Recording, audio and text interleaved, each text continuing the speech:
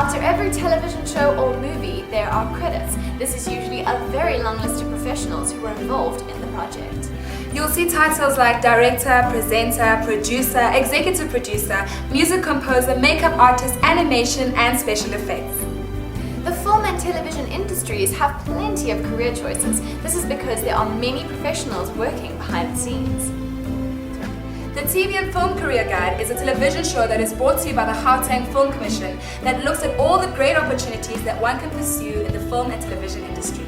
In today's show, we'll be speaking to a director, an audio designer, and an intern working at a production company that specializes in video and sound.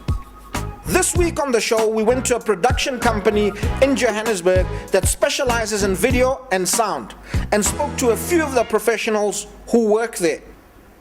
Sound design is a very challenging job of taking picture and giving it life through sound. Without sound, it's just another animation. Now let's watch the same clip with sound so you can see that sound design really does bring animation and picture to life by giving it sound.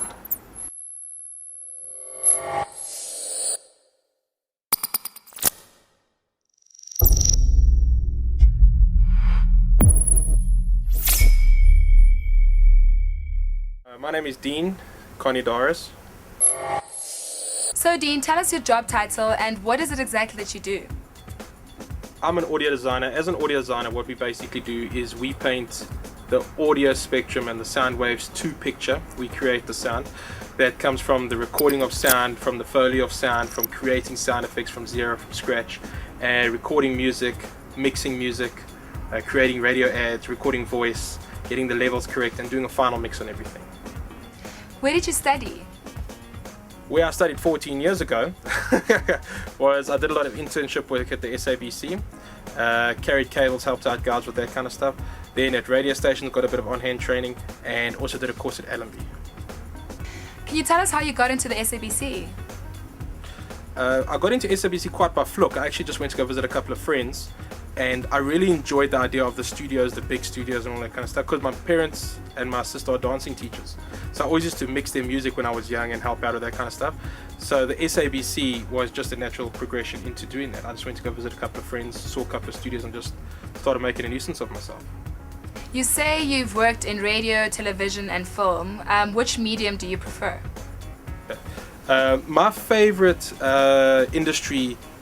my favorite division in this industry would basically be film, specifically because you sit on one project for a while and I really enjoy the connectivity you get with all the actors and the amount of work that goes into it. In film you got to do ADR, there's music scoring, there's final mix, there's re-recording, on-set recording, there's a ton of work that goes into it. So it's a lot more entertaining than say advertising where a client will come in, sit for 5 hours and leave with their product. You know, a film will take you 7 months, 8 months to a year sometimes. And Dean, can you tell us what advice would you give for a student that has just finished at university? I'll be honest with you, it's really hard getting into film.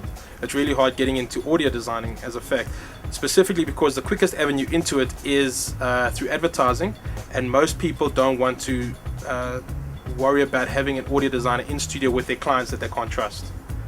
For example, getting into film is a lot harder, it takes a lot of work, also because there's not much time for mistakes. So you can't really go back and fix and back and fix and back and fix. So you ideally want somebody that can just go and do the job once and you're okay with it. Because it's like an 80, 90, 100,000 rand job. You know, and it takes 6, 7 months sometimes for the work. So you don't actually have time to, like, if your audio designer doesn't pan out, you don't have time to go and look for somebody else and redo it all over again. So it's really hard. But the advice I would give is keep practicing, keep making mixes of your own stuff. Defining your art, working on it. You're never good enough. As good as you think you are, there's always somebody that's 10 times better than you. So keep working on it, liaise with guys overseas, see what they're doing, listen to your mixes, listen to other people's mixes, and just keep sending your work out there, letting people know you're available.